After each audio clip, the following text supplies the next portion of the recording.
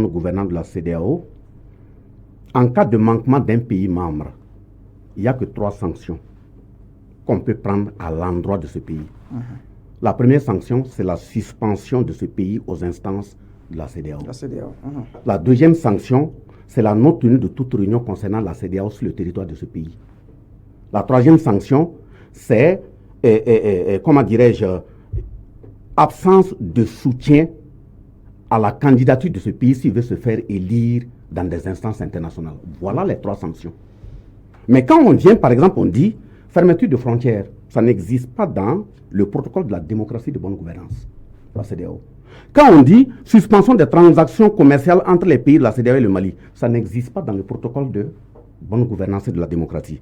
Quand on dit gel des avoirs de la République du Mali dans les banques centrales de la CEDEAO, ça n'existe pas. Et pire, il y a même l'article 4 du principe de fonctionnement de la Banque centrale qui interdit à tout État, ou chef d'État ou de gouvernement, ou même de ces organisations UEMOA CEDEAO, de donner des injonctions à n'importe quelle banque centrale. Donc, vous voyez comment la CEDEAO est dans le débat. Et quatrièmement, la suspension du Mali de toutes les aides financières des institutions financières de la CEDEAO. Là. Vous voyez les 3 éléments que j'ai cités, il n'y en a pas ça aussi. Et le 5e élément, l'activation de la force en attente de la CEDEAO. Mais c'est très grave. Cette force en attente de la CEDEAO qu'on veut activer là, quand vous prenez le cas du Burkina, je viens de dire que depuis le début de la crise là, nous avons 2500 morts.